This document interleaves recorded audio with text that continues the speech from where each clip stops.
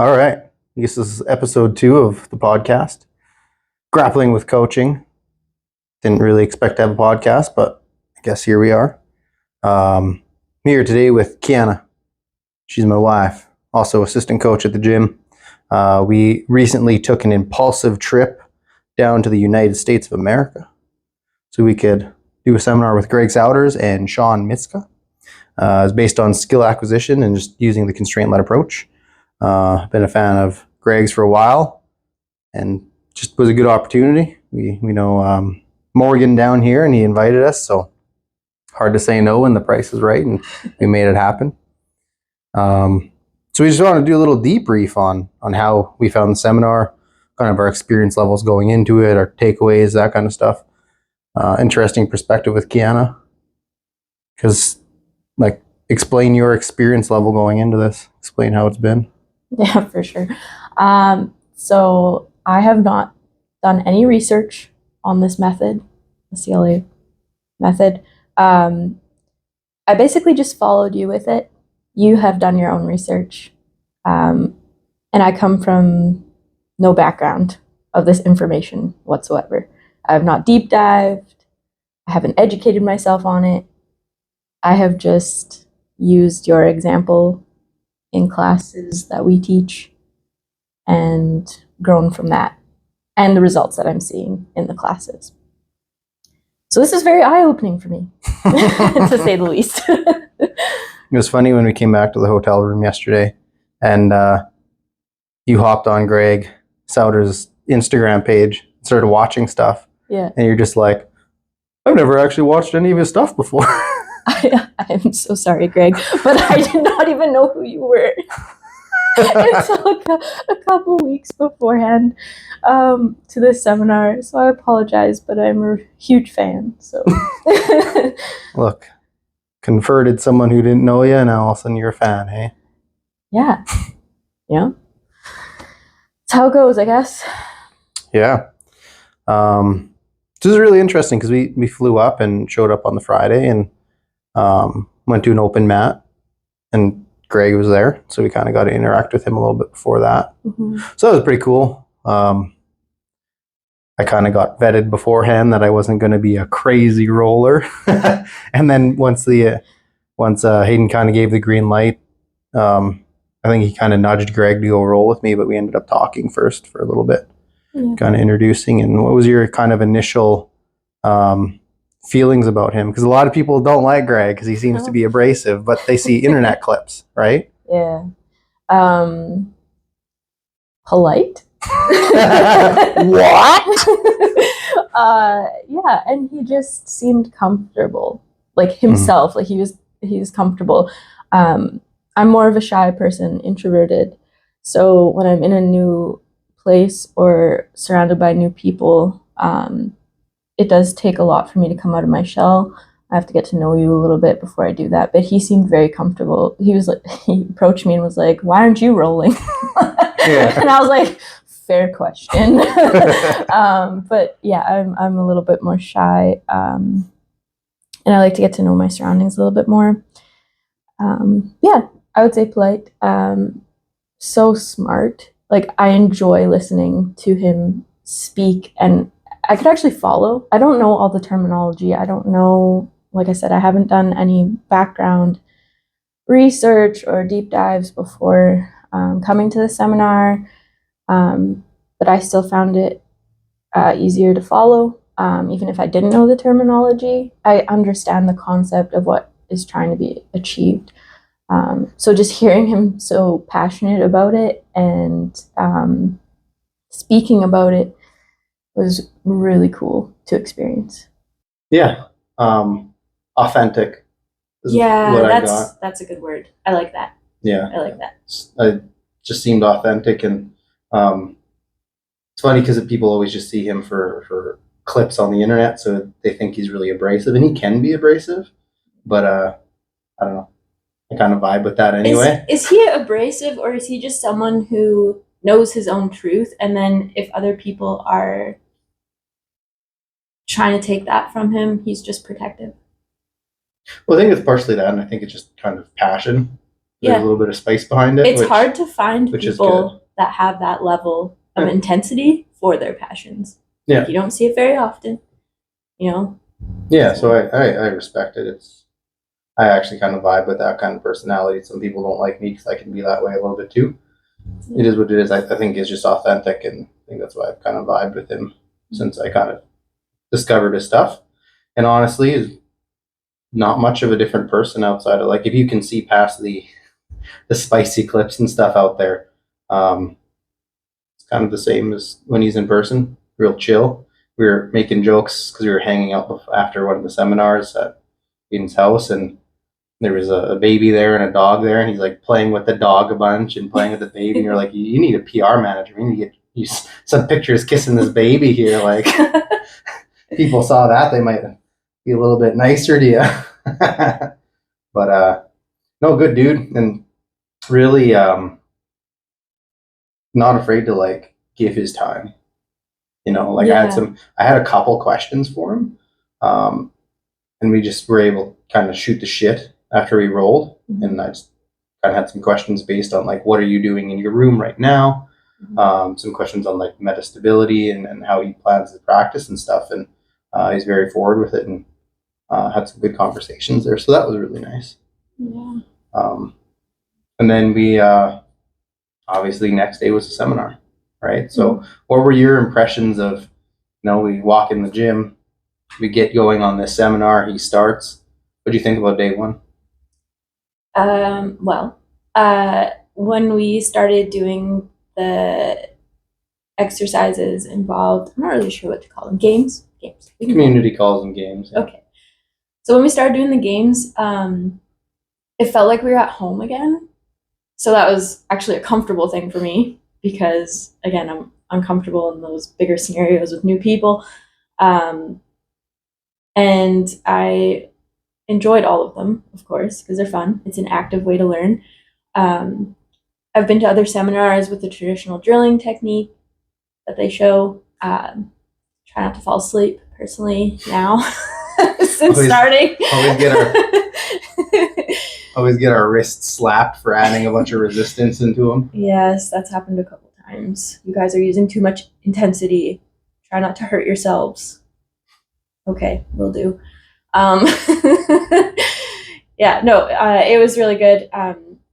Again, he's really good at speaking about what he's passionate about. So, and on the first day, he chose someone, or he asked just a blank statement of what do you want to work on? So he was just opening the floor to everyone who attended. And then he just chose someone, and they wanted to specifically work on upper body submissions, yeah. I think. So we were working a lot with isolating an arm with the head and chaining events together and being active the whole time. Obviously, he did more talking because it is a seminar, but if it was a regular class, it would be quite persistently active, which I quite enjoy. So that was really cool. And I think just the overall atmosphere of everyone who had attended, I found that there was just respect across the board. It didn't matter what gym you were from. I felt like everyone had a pretty open mind. They were interested in, where you were at in learning these methods and the knowledge you have behind them. And it was just a good visitation as well as learning experience. Yeah, that was really interesting to me because I know in this area there's quite a few gyms who were bought into using the constraint-led approach, right? And like a world-class gym had hosted the event as well, right? But you could tell there was like a wide variety of people who are maybe interested in it, not implementing it, who are implementing it, but maybe not 100% sold, and then people who are 100% sold on it, right? And then just the questions that came up had a wide spectrum of from beginner to a little bit more advanced use, which was interesting. You could see the range of the level of experience people had using it. And so again, it was a very open community that we had at this seminar. Like, people weren't afraid to like add on or ask those questions. Another thing that I liked about Greg too was that if he did not answer your question or you weren't fully understanding what he was trying to say in his answer to you, he wanted you to keep exploring the topic of the question that you asked so that you did feel like your question was answered. That was really cool. Yeah, he didn't shut any questions down. It's just like, hey, I don't understand what you're asking me. Yeah. Can you keep going? Or he might answer it and be like, if that doesn't answer your question, I'm going to give you a chance now. Like, re-explain yourself. Yeah. And like, let's keep digging into it until you have a satisfactory answer from me. Right. So it was, he gave everyone the time of day for that, which is really cool. Yeah. No, it was really interesting with a lot of the questions coming up. And the first day especially was a lot of questions where like I would have liked to get more stuck in and do more of the games and the rounds. But a lot of people had questions, which was all right. You really could see where people were coming from with their questions, right? Yeah. It seemed like there was a lot of more kind of beginner questions, but nothing coming up of like, well, how could this work? Or why can't you drill? And nothing like that. Like everyone was pretty much like, they knew what they were there for. Yeah. And I think there were probably people who were new to CLA, but no real pushback, which is pretty cool to see. Yeah. Because I've seen other seminars where it's like that he's done, and you could almost be pulling your hair out because the level of questions coming in was just like, man, you did no reading, and are you just trying to be confrontational? And didn't have any of that. It was, it was nice to see. What really stood out for you day one? For Greg's seminar, at least. For Greg, the simplicity. I know that there is a lot of research done, and like Greg is on a whole nother level, but like to start yourself with these methods, don't be so complex. Yeah. Break it down. Go easy on yourself and your learning experience. Yeah, that was like the biggest thing that I noted. I feel like as humans, we like to make things more complex than they need to be. Yeah. And it was really cool to see the simplicity of the problem solving. So. Yeah. Game design is always interesting. Like, make your game zero sum. Right? So, like, have an objective for both players that are kind of opposing each other. Mm-hmm. Right? So that's a big thing. Yeah. And then make sure, like, the tasks you're giving have a direct effect. Right? So he spoke on this. I don't remember if it was the first or second day, but basically, like, hand to floor or whatever the goal was, right? But just have a direct, like, effect from the task. And then just focus on that. There was a question on the second day of struggling to make games for sweeps, right? And it was really funny to see an entire room of very high level people and just the complexity that was coming out of everyone's mouth of explaining how to sweep. And it was immobilize the feet and tip them over. Yeah. That's all you're doing. Right? It's like two things. Yeah. And but it's like, what language do you use to say that? Because like some people were saying it just using more complex language. Yeah. And it is really interesting because what pops into my head right away is blocking. Just the concept of blocking. That's all you gotta do is stop a foot from moving, tip someone over, prevent them from taking the next step. Yeah. Right. But yeah, people were struggling. It was really funny to see.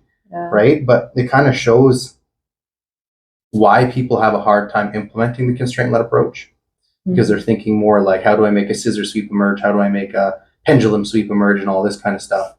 Instead of like, hey, what am I actually doing to this person to have this effect? Yeah. And that was my biggest struggle. I know you've spoken to that before too. Like that was a big struggle when we first started doing this, is like task, effect. Don't think about the technique, but what am I doing to have this effect on the person? And once you can kind of rewire your brain like that, grappling is so much more simple. It just is, right? So just like your bandwidth seems to be freed up and things are just easier. I was going to say, it kind of frees up your mind to look at a larger selection of possibilities. Mm-hmm. So, very cool concept, I must say.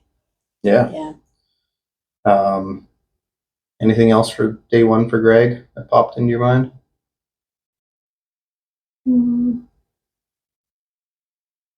No, I don't think so. Cool. So then we went into Shawn's bit of the event, right? So he's a skill acquisition specialist who works with the NFL.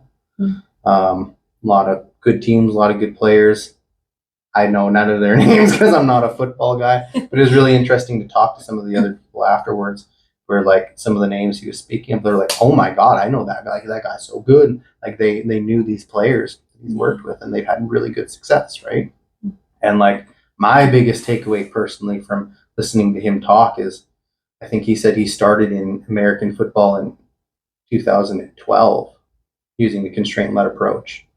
And he said the first person through that door always gets bloody. Like people will tear a strip out of you up and down, and it is just they'll come and attack you, and it's never a pleasant thing when you're trying to introduce something new. Well, people hate change, right? So and to hear his perspective, and basically went through the same thing that Greg has been going through, and even us to a lesser extent of the people who might be doing these methods in like provinces or states or whatever, we're the first ones to do it, right? Like kind of get a lot of pushback.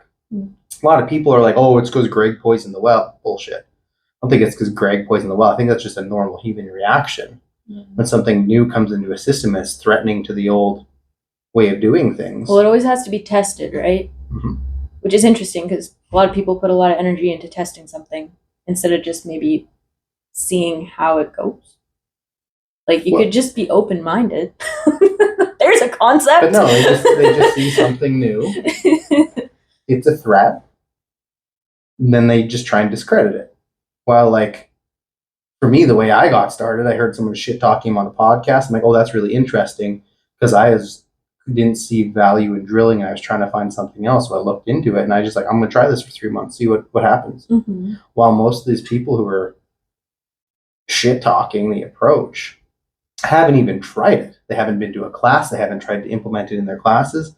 And then you have some people, oh yeah, I implemented it. And how long? Did you do it enough where you were proficient as a coach to use it? Because there are people out there like, oh yeah, I'll use CLA. And you go to their class and it's like, ooh, you need some work, bud. See, that's interesting to me as well because, and that's something I also didn't think about. I know I'm an assistant coach, but the growth occurs with your students as much as it does with you. And I'm not saying that with the coach playing the games. I'm saying that you have a different role as a coach to be overseeing those games. So you have to evaluate each of your students to figure out which games will be giving the better outcomes, I guess you could say. In reality, I think a lot of people, maybe not a lot of people, but I think that maybe some people find it difficult to be that introspective, or maybe they have a more difficult time overseeing their students, if that makes sense. Maybe themselves, they know this one technique really well, and they're able to display that with 13 plus steps. And they feel really good about that. All eyes are on them. They're like, look how good I am at this technique. I'm doing so good. That's awesome. I'm glad you're really good at that technique. But can you get your students to that level? And can you simplify it? Because everyone's at a different level of learning, and everyone learns in a different way. So I don't know. I just find it interesting that you have to look at, as a coach, you are different than the student, but you're also a student yourself, and you also have to learn. It's another skill. Yeah. Right? Like coaching is a skill in of itself with multiple different types of skills built in. It's almost like a basket of skills, right? So using the constraint-led approach, that is a skill, right? Being able to observe people and pick out behaviors that are emerging with your games, that is a skill. And then being able to figure out how can I manipulate the environment or the tasks to make a different behavior come out is another skill. And that takes time. Yeah. So it's like a lot of coaches might start, and you know, I previously said some people think they're using constraint-led approach, and then you watch their class like you got a long way to go. But that's the nature of it. Yeah. When I started, I wasn't perfect by any means. I made a lot of mistakes, but just like our students, you're supposed to make mistakes. That's where you learn, right? It's just being okay with being wrong or doing some stupid stuff. And that's what I mean by being introspective. So you have to look at yourself and be like, am I okay with making those mistakes? Mm-hmm. Do I need the drilling to go perfect every time? But like, do I need the CLA to be perfect every time? Well, it's not going to be It's unrealistic. It's being okay to fail with that is super important. And like the way I did it is I was just super transparent, and you still hear me to this day. Oh, I think I did these activities in the wrong order, or oh, I should have started you guys here, or hey, we're gonna loop back, and right, like I'm just transparent with the room. Some coaches, I more call them instructors, want to be like the givers of knowledge, right? So they can never be wrong. Don't even question them. Oh, okay. Right? The coaches, it's like, who says I know what's right at all times? Because individuals, like the organism, they have different constraints they're working with, different capabilities. Yeah. How am I to know?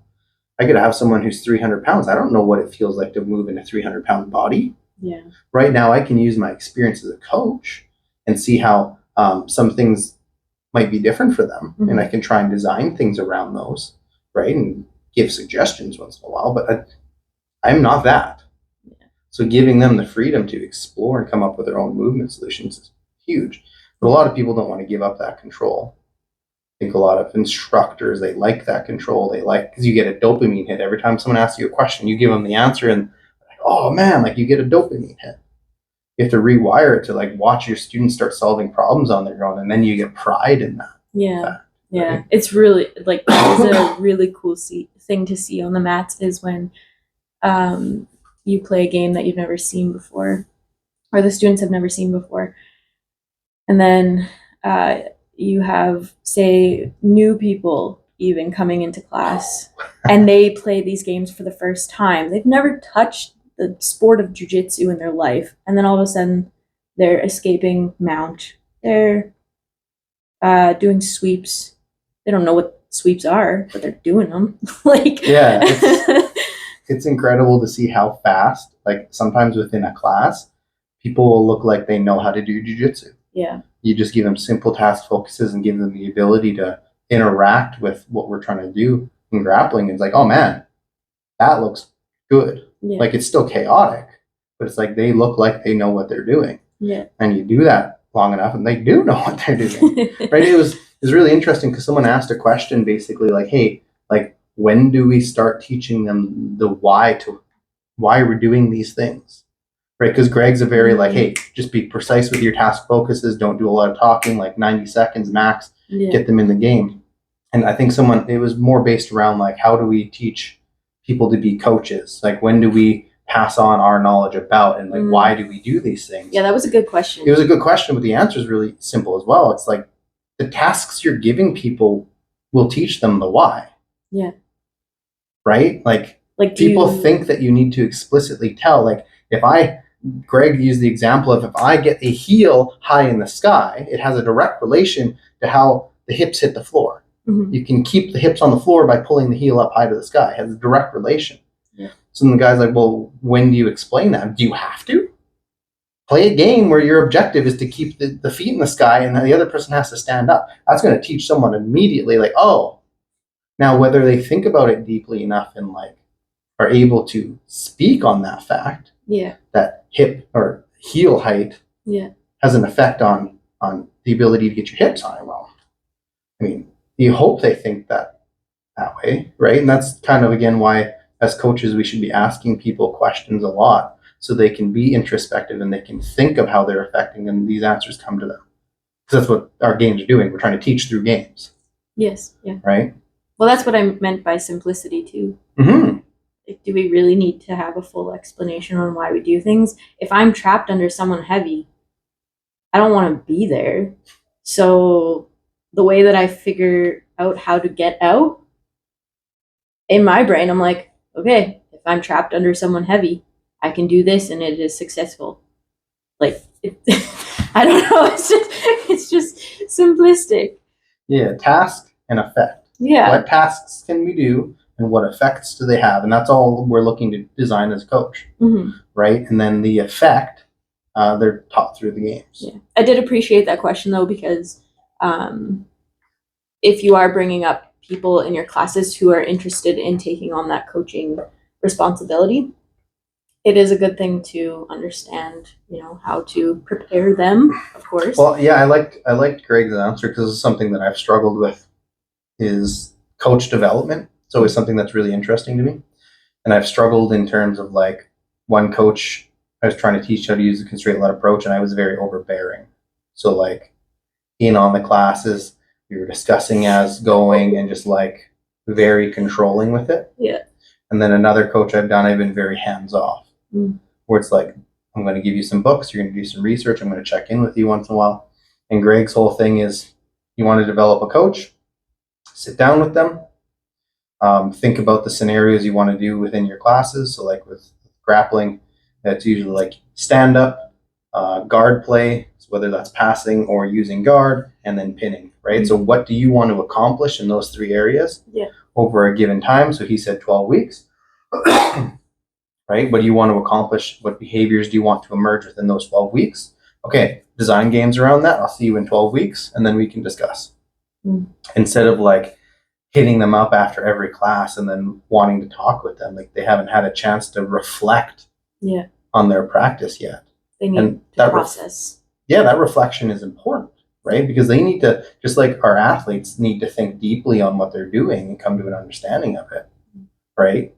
Coaches have to do that too. It's using CLA is no different whether it's teaching someone to grapple, to strike, to play football, to coach. Like we were talking about using this method across the board. Like I think about it when I'm training people at work. I thought I used it when I was teaching you how to skateboard, right? Like you can use it across the board. So it's no different with coaches. So I like that question. I like that answer. Because there's some structure to it, but there's also the freedom to allow those coaches to make mistakes and go through it. And there's value. It's no different than what we do with our students.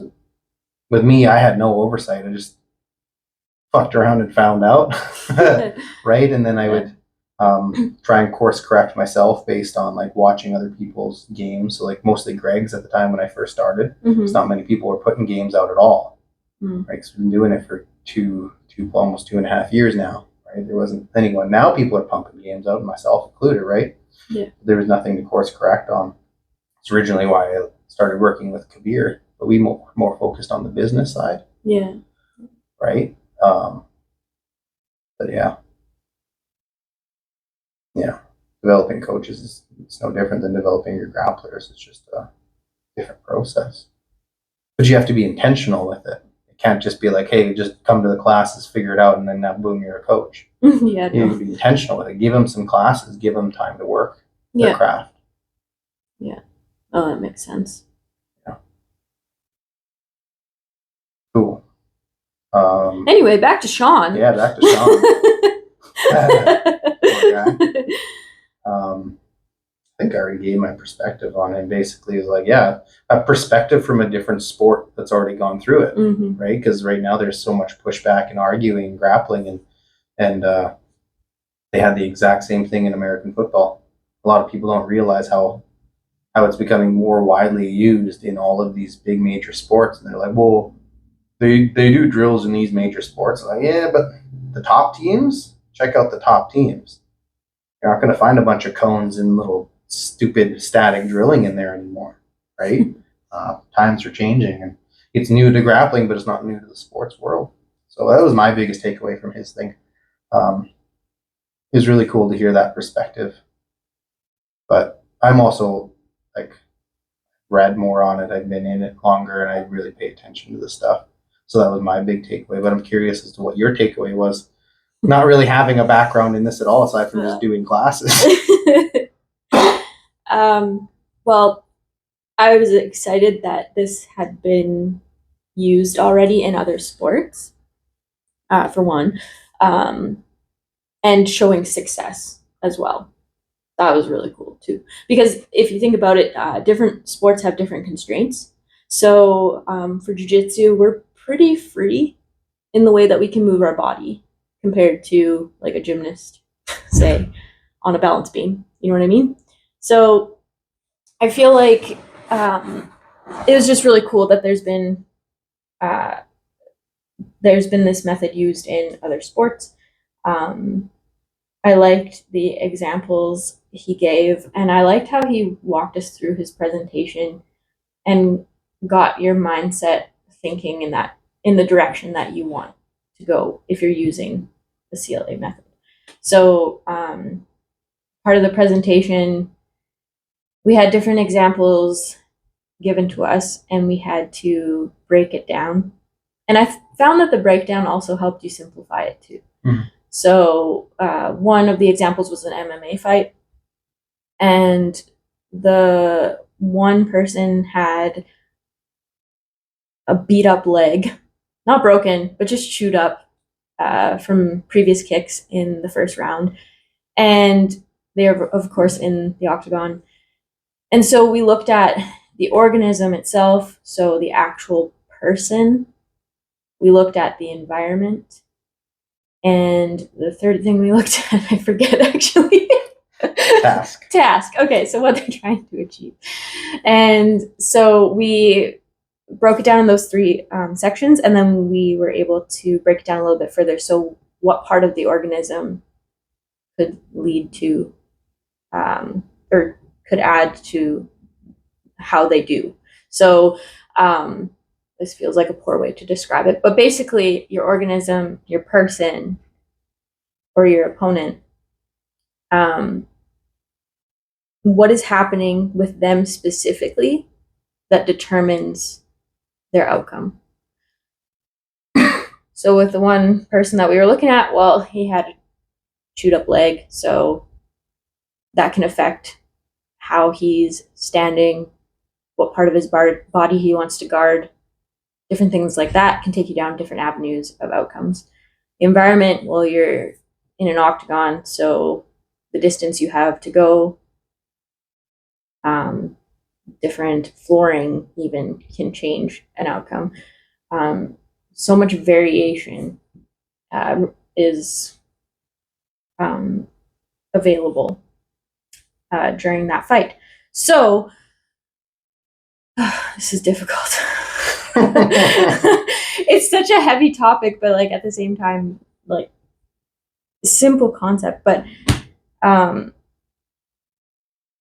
there's a lot of variation that needs to be had to determine what type of outcome you have.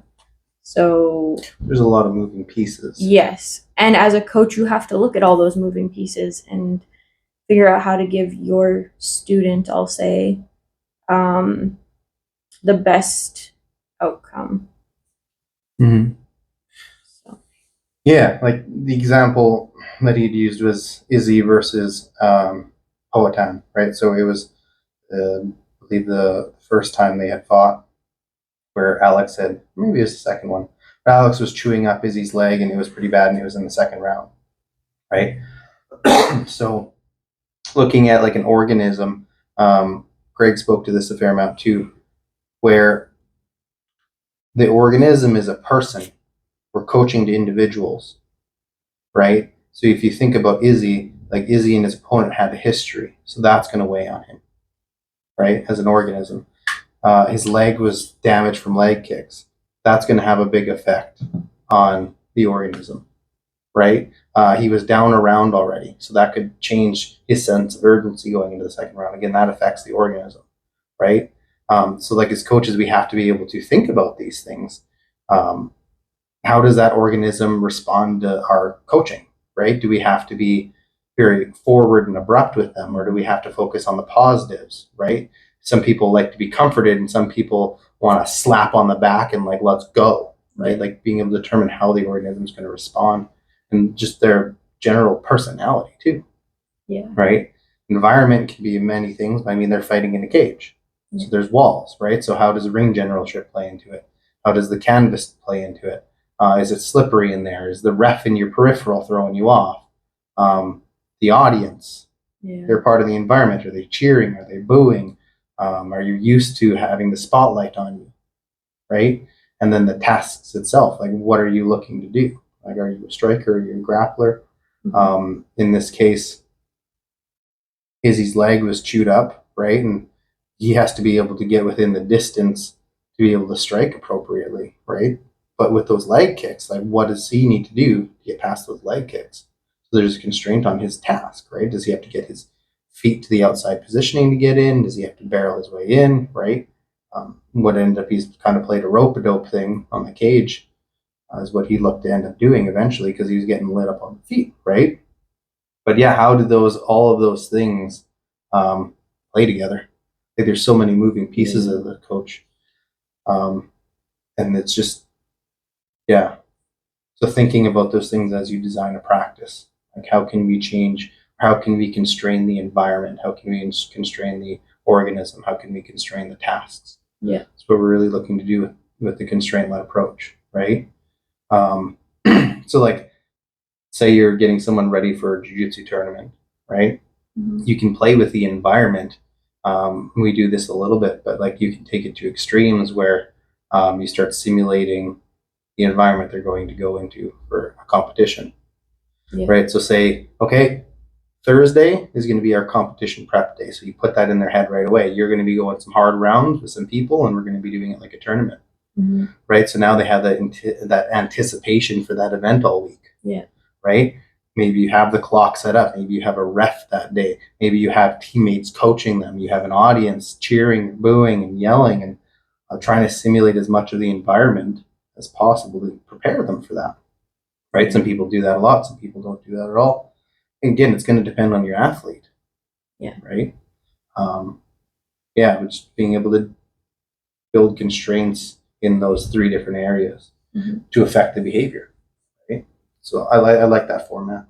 I think it just gave a better perspective on how the responsibility or how a coach looks at their own student. Like it gave you examples on, of course, what the student is dealing with, but also as a coach, it also gave perspective to that too, which I liked. Thank you for making that way more simple. Because I was struggling there for a second. You have to remember, this was my first time going into this. Well, for sure. But it's a big day. It's a big day, and it's heavy when you don't know about it. When it's new to you, it can be really heavy, but the more you practice with it, the more you view the world through that lens, it becomes more simplistic, like anything else. I'm also worried about using the wrong terminology, so feel free to correct me. It's okay. Half the people out there who aren't into the CLA don't even know what the words mean anyway, and that's their biggest sticking point is like, oh, we have to learn a whole new language for this. It's like, Shawn pointed this out. I put a clip online of it. It's like, I watched you guys do an entire practice and how you guys were talking, and jiu-jitsu has enough jargon in there as well. Like, you know what a crab ride is, the kiss of the dragon, like all of these crazy names. Kiss of the dragon. And like multiple names. Yeah. For different, like you have the key lock and America. It's the same damn thing. You know what I mean? You know what? So, now that you say that, it's so funny because newer students of ours in the kids class, even the adults class, they don't actually know what the word sweep means. We explain it, but they do a couple classes beforehand. Like we say, we'll say sweep, and then we define what we mean by sweep. You have to, because it's, again, someone comes in, they have zero understanding of grappling, you tell them to sweep, they're like, well, where's the broom? Yeah. You have to define what you're asking them to do. And I remember the first time I ran into that, like I've done that for a long time, but I remember building up one of the coaches, and he, like, his objective was like, okay, bottom player, you're just going to sweep. And I had to stop him, like, hey, I'm new. What's a sweep? Yeah. And then he had to go through, oh, well, it's when you become the top player and you tip the bottom player down. Like, okay, is a trap and roll a sweep? Yeah, I'm like, not technically with the rule set. Your legs have to be involved, right? So even people who are well into their jiu-jitsu journey don't always know what a sweep is, what it entails, right? Like, it's kind of an important thing. You're asking someone to do something. Well, you need to break it down into simple language. That's actually one thing that Greg gets a lot of flack for, but a lot of coaches who use CLA and talk about coaching, they're like, oh, do you talk to your students like that? No, you break it down into the simplest terms of like, okay, we're playing a sweeping game as the bottom person. I want you to collect both feet, stop their feet from moving. I want you to tip them over and get on top of them. Yeah. That in the community is known as a sweep. Sweep is any time you use a form of guard to reverse the position and get on top. Yeah. Right? You explain it to them in simple terms. And then you, some coaches won't give them the jiu-jitsu name. Some coaches will. It depends, right? Yeah. But yeah, like you use simple terms when you teach people. That's all it is. Yeah. But it was super funny for him to speak on that too. It's like so many people have issues with, what are affordances and attractors and all that. Why do you have to use such complex language? Well, it's the language of skill acquisition. It's the language of coaching. It's how else do you talk about that topic? Yeah. Right? Like, and again, you can also put in the legwork to figure out what these things mean, just like I did. I didn't know what it meant. You know what I did? I picked up a book. I listened to a podcast, or I looked it up. Google, what is Chat GPT? Go talk to the robot. Like, it's not hard. It just takes some effort, right? And when you first hear about it, it's like, yeah, okay, what the heck is an affordance, right? And no different than if you're talking to someone. Shawn did a really good job at this. Every time he would say affordance, he would be like, it's an opportunity for an action. That's all it is. And affordances are opportunities for actions.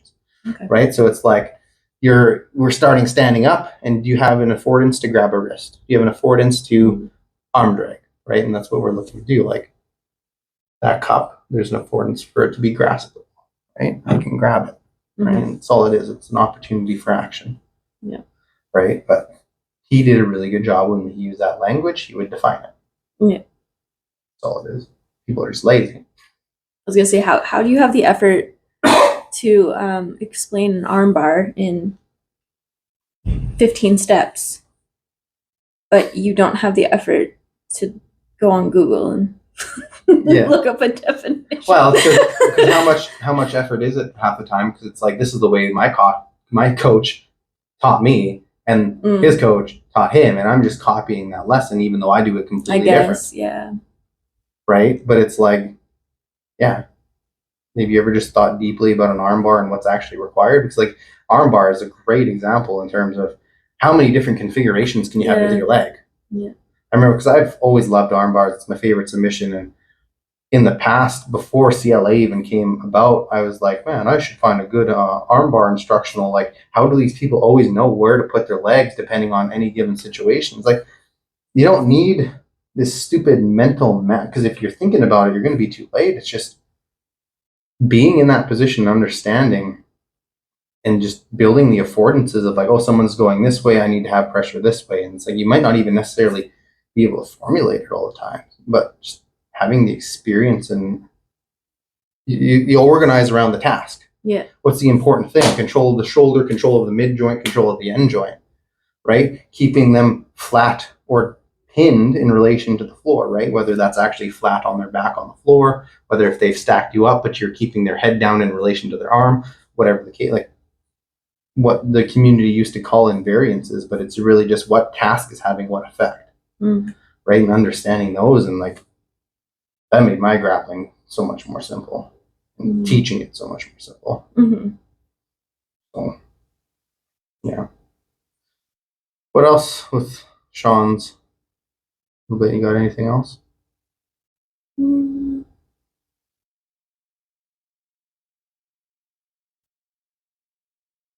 Well, he was very passionate. And both of these guys are so knowledgeable, right? Yeah. And I really like that too, because they were always open to questions and like having those teaching moments. Knowledgeable and experienced. Like they both have experience, like applying this into their sport. Yes. Like Greg is really good at applying this to submission grappling. Shawn's really good at applying it to American football. But also, I liked how Shawn was able to, he was able to step back and like, I'm going to use MMA language teaching this room today, because I don't know grappling language, but this is going to be closer compared to if I used American football, right? So able to adapt his content to his audience, right? But still keeping the integrity of it at the same time. I like that. Yeah, that was good. I do like that part of his presentation was a little bit of group work too. Like we had to work in groups of 3 or 4 to discuss certain questions that he had or scenarios. And I liked them because coming from my perspective of not really having any base knowledge of this at all, I liked the doors that it opened. I liked that it allowed creativity. Like it doesn't have to be a solid, methodical way. You're all going to grow at your own pace, and just the discussion of talking to people who have had experiences or are new to using this method is just really interesting. Well, even like we were in a group with another gentleman, and his application to this was grappling, but as well as dealing with law enforcement. Yeah, that was so cool. Right? So he was trying to think of it in terms of working with law enforcement where they have different constraints as well. Like some states can use rear naked choke type constraints or restraints while others can't. Right? Some can do this, some can't do that. They still want some kind of aesthetic form almost in there. Right? So like he had different constraints as a coach applying this. Just as you'd have different constraints depending on like what sport you're applying it to, where like judo would have different constraints compared to like Brazilian jiu-jitsu, but even rule sets, IBJJF is going to have different constraints compared to like ABCC. Right. But it was interesting to see his perspective from like, oh, I'm applying this to working with law enforcement as well. That was cool. It would have been nice to like bounce other groups and see like, oh, are people applying this in other areas? Like our striking coach Miles is trying to apply it to striking, right? So like you can apply this to any skill, really, right? Yeah. So yeah, that was cool. So then that was kind of the end of that, right? You kind of stayed at the hotel room because you were toast. Yeah, my brain was done. I learned a lot that day in a very short period of time. Yeah. Yeah, and I needed to process. I needed to absorb all that information. Yeah, and it was cool because we got the opportunity. Since we're here with Morgan's invitation, he's been great driving us around and being a very good host. Yeah. But we got invited to Hayden's house. He owns one of the gyms around here, where Greg and Shawn were there. So some of us got to continue interacting, like picking their brains and teasing Greg about eating too much pizza. Just bugging him. He's like, man, I'm thirsty. I'm like, yeah, maybe it's because of those 10 slices of pizza you ate. I'm like, how do you stay so thin, bro? He's like, because I just binge once in a while. Fuck, if I binge once in a while, I blow up, bro. It was funny. But it was interesting to see how open they were. Like you can see where their intentions are coming into this, both for Greg and Shawn, where they just want to help people be better. Yeah. And they're very open with their time. Like any questions that came up with both of them, they would go in depth with their answers and just give you the time of day to have these conversations, right? Whether it was with the constraint-led approach or just what they're doing in their gym or anything, right? Very forthcoming with the information, and it was really nice. I don't know if we had mentioned this before we got rolling or if I mentioned in the rolling, but like we were joking that someone should be like Greg's PR guy and taking like videos and pictures of him interacting with the dog and the baby that was there. He might have a better reputation around. But no, it was really interesting being able to talk a little bit more on stuff there. And then we got to day 2. So day 2 was a little bit more practice. Greg kind of framed it as in like, okay, I'm going to choose what we're doing and I'm going to kind of run through what a class might look like, where we go from standing to guard play to pinning, right?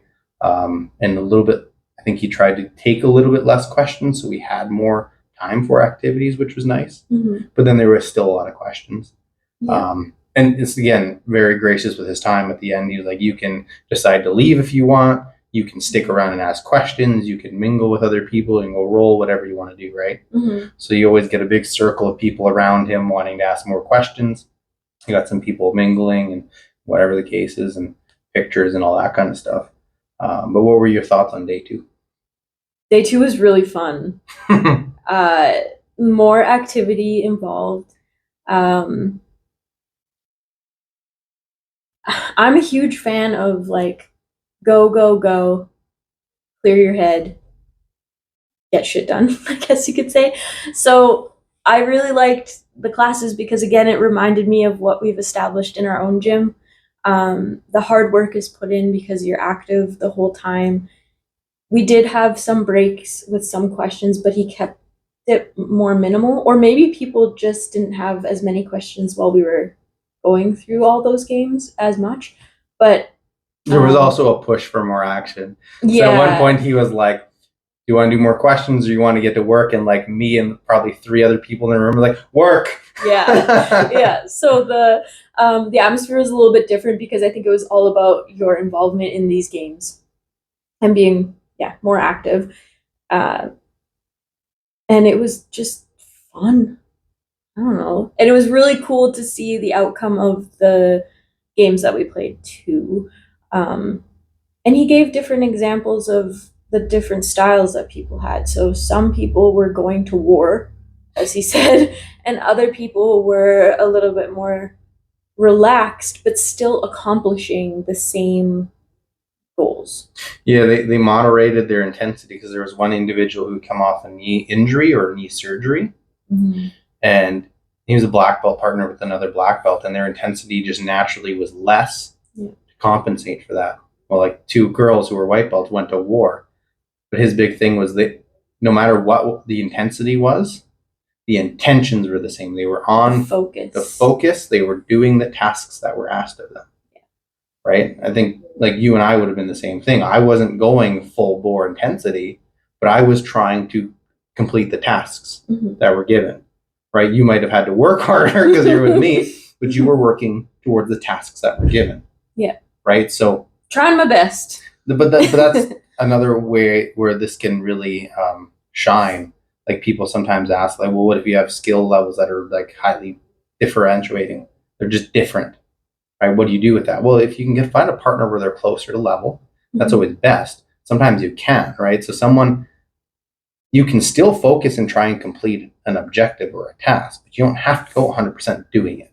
Yeah. You can try and go a little bit lighter, or you can constrain yourself to like, oh, I'm only going to do it with this arm. I was going to say that's like you're adding another constraint to the activity. Mm-hmm. So you lowering your intensity for me was like a constraint that you put on yourself, but it allowed me to have success and failures, and like there was more of a balance, if that makes sense. But the learning was still there and still accomplished. Well, yeah, and it becomes valuable that way too, because like I really had to moderate the way I played the games because my back was just bugging me, right? So in games where you're trying to get my hands to the mat, and then like just reefing on your neck. Well, no, you're like trying to get my hands to the mat and then circle to my leg. I was starting with a hand or both hands on the mat, and you're like, why are you starting with that? Because my fucking back hurts. Like my back is gonna go pa-ting if I don't do this. So like that's fine. I'm gonna find a way around not letting you gain access to my leg then. But I need to do this for myself. So there's another constraint built into that, right? But even just generally, by lessening the intensity, it gives you more opportunities to work, but I have to work smarter in a way, right? Where there was a point we were playing a game where you had to secure a like a head and arm style front head position, right? And I had to stand up, or you just had to connect chest to back, and I had to stand up or get to guard. And I went to stand, and it was almost unclear, and then you snagged me in that position, and it was an automatic win, right? And I even heard someone in the back, they were like watching or just whatever in the room, and they like commented like, "Oh, she got on the back. That was good," right? But it was because it threw me off because like you were quick on it, and like I was just ready to stand up, right? So it just shows like even with a skill differential, like when you play with that intensity or you constrain yourself, like it gives both people ample opportunity to improve and work on stuff. For sure. Right, and the successes can still be real. Yeah. Right. Also, we discussed very briefly at one point. I call it gaming the game. Mm-hmm. I don't think that's what it was called while we were discussing it, but Greg did mention, like, you know, some people, I shouldn't just say guys, but some people in the seminar, they would go to a different position. But his simple answer was just like, is that what you were asked to do? No. So Yeah. I like how, because that's a question that we received even in class, and like our kids that we teach, they try to game the game and they think it's fun and they laugh about it and whatnot. But in all reality, like, you can game the game, but are you getting out of are you getting out of it what you need to? Mm-hmm. No, because you're kind of letting yourself down. You're letting yourself down in a way. So to kind of turn it around and say, well, is this what your task was? I really like that too. Yeah, like own your own journey. Yeah. Right? Like, I gave you a task that was in relation to playing a single leg game where your focus was to get your partner's hands to the floor and then get to your partner's hips. Yeah. And he had noticed that there were some people who were pulling guard. And he's like, the person who was working to stay standing, their job was to keep the hands off the mat, stay standing, and get your leg back. Yeah. Was pulling guard the task? No. So if you're just falling over and not fighting for that, okay, well, are you building the skill that we're looking to build right now? Well, no, you're not. Yeah. That's a you problem. Yeah. You're not following the tasks that were given. And like, you can see kids, they'll do things like that to game the game. But you'll also see, I see this in adults. I have one individual that I'm not going to name, but they'll start losing exchanges and then they'll go to somewhere completely different that's not within the constraints. So they'll change the game of like, oh, maybe we're playing a passing game, and then all of a sudden they're in a completely different position. It's like, when did I even mention going there? Yeah. Well, you didn't. Well, what skill are we looking to build? Like, why are we falling back to a skill that we're not even working on right now? Yeah. When obviously you need work in this skill because you're getting frustrated and breaking the constraints of the game because you can't win here. Mm-hmm. Right? Yeah. So it's, yeah. I like that he called that out too. It's like, hey man, like, own your own journey. If you're not willing to put in the work that's being asked of you, then ask yourself why you're not getting better. Yeah. Right?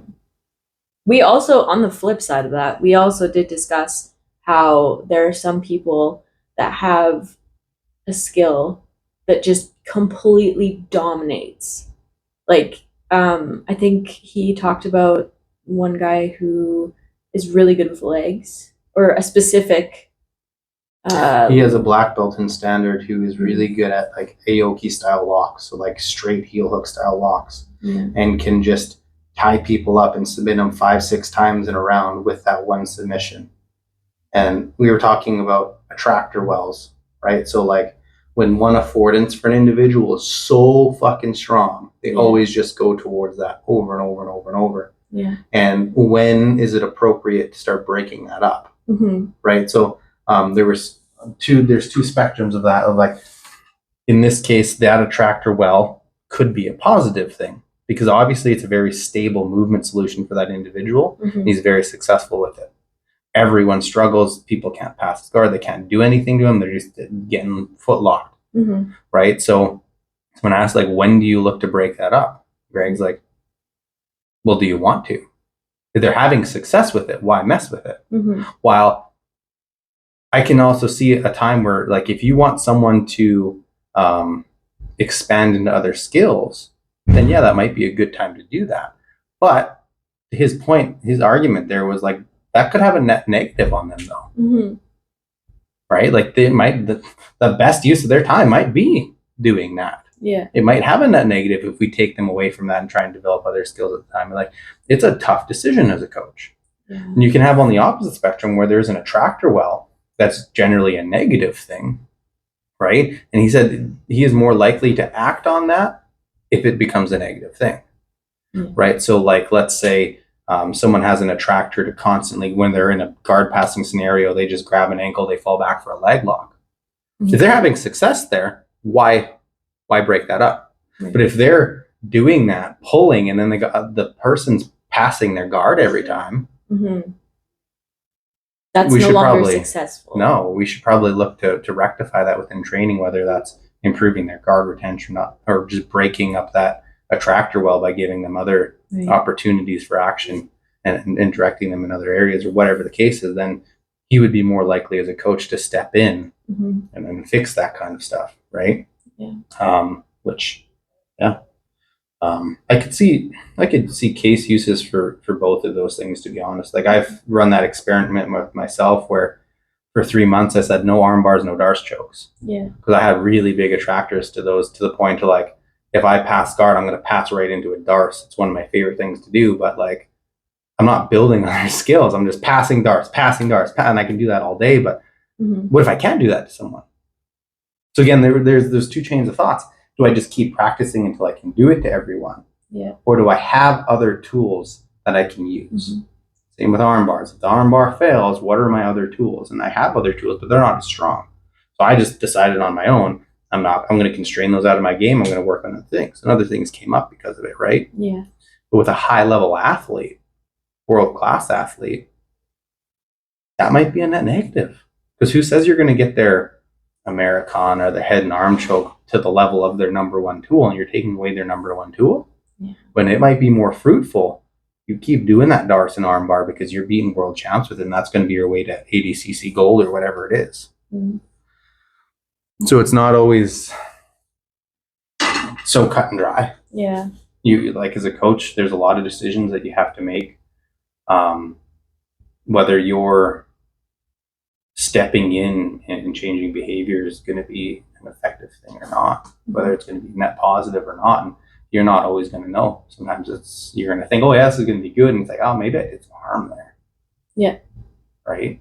Like, I think about that a lot with, like, explicit instruction and stepping in when people are making mistakes, because most coaches want to step in right away and I want to fix that mistake. Like, they need to clean that up. It's like, oh, that's an opportunity for them to learn, though. Like, you need to do that right away. And even if you tell them, is it going to stick? Right? On day 2, we also talked about the importance of variation with training partners. And I know in a smaller gym, kind of like what we have, variation can be tough just based on, well, specifically for me, because it's not a sport that always gravitates towards women.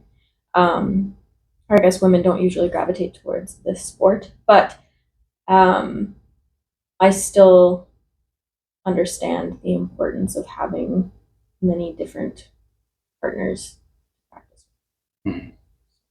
Yeah, variation in training partners, but like, there was that question with that big guy. He's a big guy, right? And he's like, well, like, what do I do? Like, what would you suggest? And Greg said, you need to train with other big guys, which is 100%. Like, one of our students, Mike, there was a good chunk of time where he'd get on top of you, and he's a bigger guy. He's slimmed down a lot, but he still fights in the heavier weight classes, right? And I'm like, dog, where is your weight?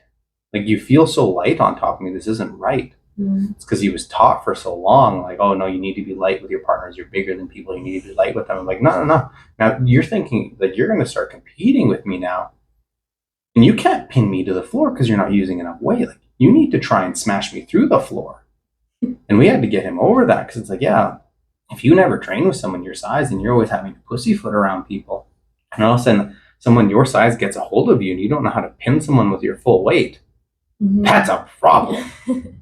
Right? And then on the opposite end of the extreme, you have some really smaller light people, and if they've never rolled with small light people, how do they know how slippery those people can be, and hard to pin, and hard to slow down, and fast and, like, mobile they can be? So training with people your own size is always going to be super important, but variability within those people too. Like, Greg is always really big on trying to make athletes immune to novelty. So they've seen it all, basically, right? As close as they can reach that goal. That's kind of the idea with our team training, in a way too, is try and get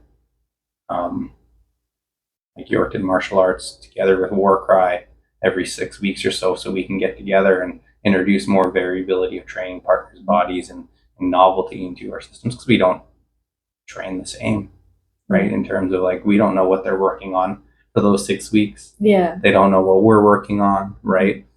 So that's another way of trying to introduce that. But yeah, that's huge. And he also made a point, because someone had asked the question of like, how do you do partner selection? It's like, okay, for the one day you can be with that person, but for the rest of the week you're not allowed to roll, or you're not allowed to practice with that person. You have to pick another body. Yeah. Right, which I like that. I also like once in a while doing high variability days where we have more simple games and tasks, but we just run through multiple bodies. Like we do that a lot for team training, where it's like minute on the minute or 2 or 3 minutes or whatever, and you're just switching partners, but it's the same task. So you get to try and use that skill on one person, and then a new body, and then a new body, and then a new body, right? Just like it was stated in a seminar, you can build skills with one person, but what happens when you then all of a sudden you go to a completely new body? Yeah. Right? And it's different. And then you have to organize around, can you still solve those problems with a different body? Right? So it's the same idea. It's just kind of a rapid fire version of that. But yeah. What else you got thought wise? Thought wise? Could be on any of the things that we have experienced or anything else.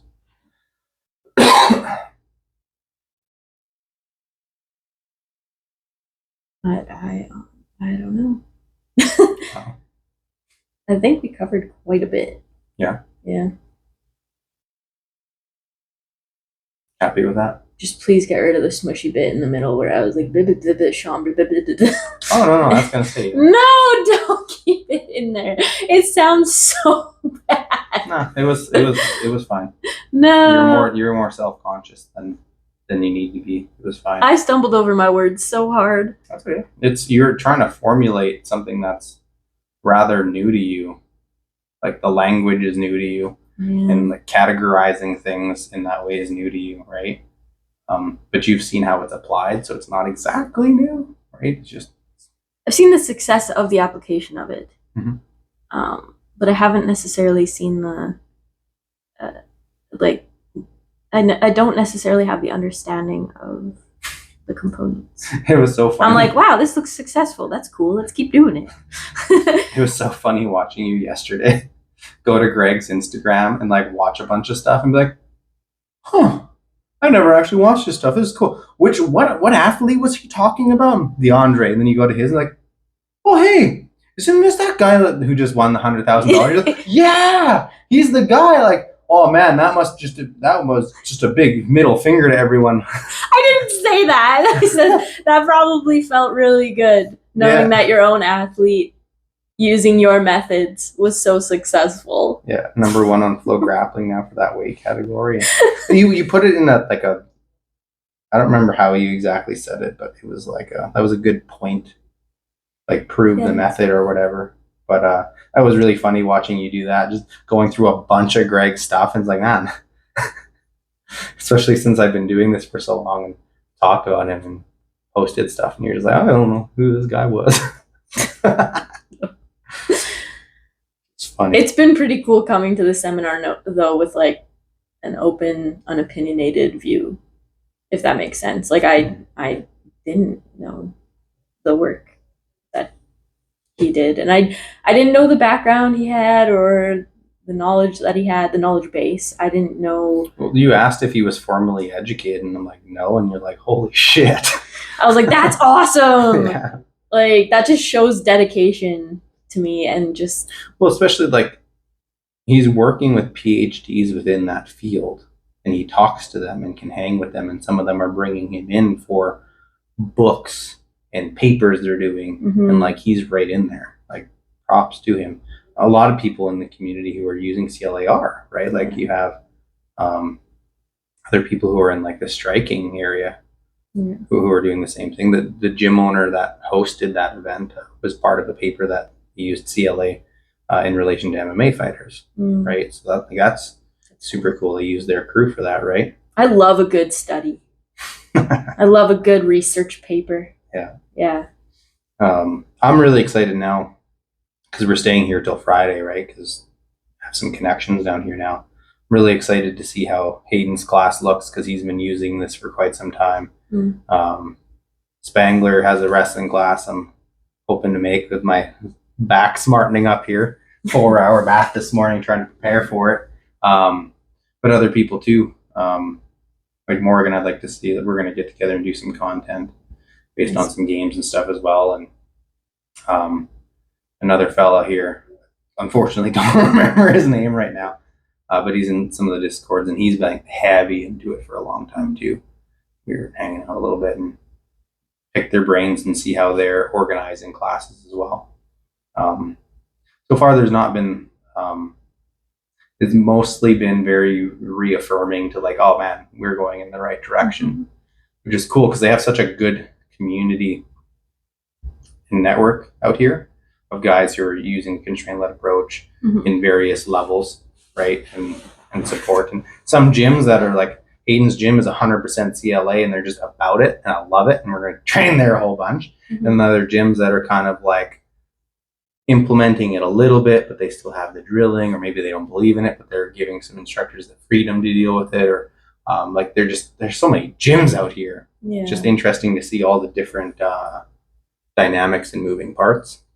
All I know is it's like, if you're drilling, I'm going to the place that's doing CLA at this stage. Yeah. Just I'm not interested. Well, we were talking yesterday how we have been to a seminar in the past, like after we started, I think it was around, I would say like 6 months into doing CLA or maybe a year, but we went to a seminar that was utilizing traditional drilling techniques and we almost fell asleep.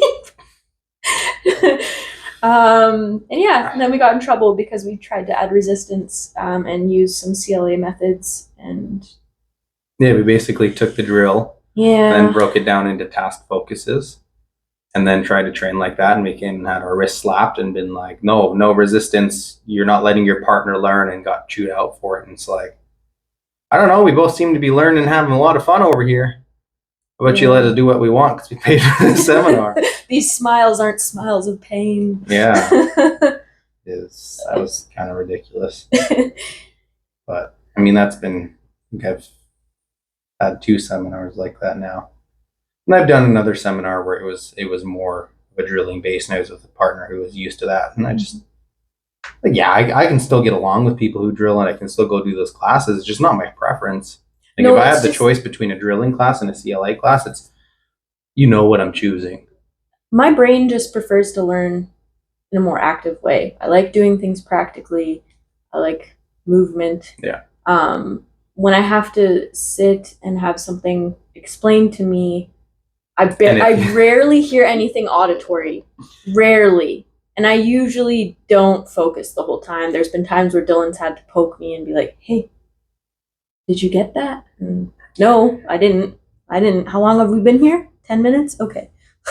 I mean, when you're doing that deep half sweep and your hand isn't perfectly 3/4 of the way down the pants on that seam and it is slightly out of place, you're doing it wrong.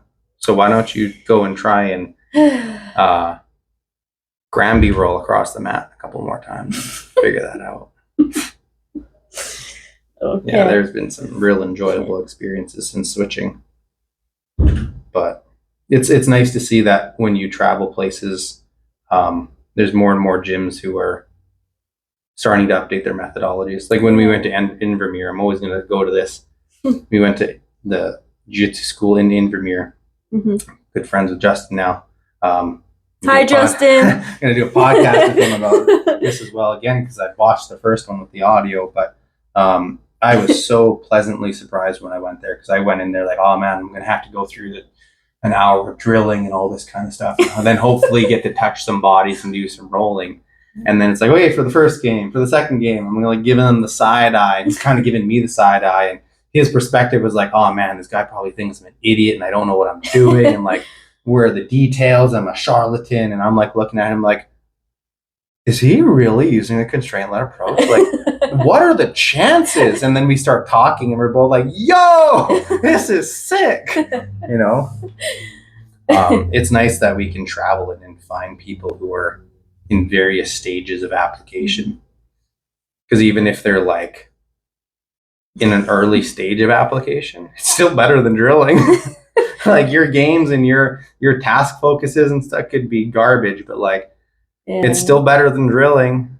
At least there's some work there, and I'm at the stage where I can help people out too, which is nice, right? Like it seemed like a lot of the questions that were being asked of Greg, as soon as they were asked, like I had an answer in my head, and it was really close to what Greg's answer would be a lot of the times too.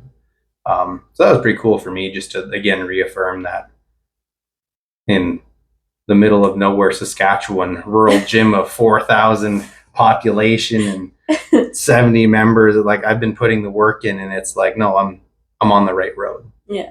Because sometimes when you don't have that direction, you could be going, oh, I think I'm going on the right road, and it's like the road's here and you're over here, and then you have to course correct. It's been a pretty good trajectory of being on the right road, in terms of like even just discovering things that's going on. Like when I asked Greg what he's working on currently within his room, his answer was very interesting, because we're working on the same thing in our room, and it's not something he's spoken publicly about yet, right? So I was like, oh, that is super sick. Yeah. Because it's something that, like literally the week before, I had really been like trying to implement within the games to a higher extent, and preparing people for like competitions and stuff too. And he's like, yeah, like this is what I've been doing. I'm being vague on purpose. But this is what I've been doing lately. It was just really cool to see that. That was special for me. And it's just cool to see too, talking to other coaches, seeing that a lot of people are coming to the same conclusions. Right, like coming from it from so many different perspectives and backgrounds and like circumstances, but a lot of people are getting funneled into the same conclusions.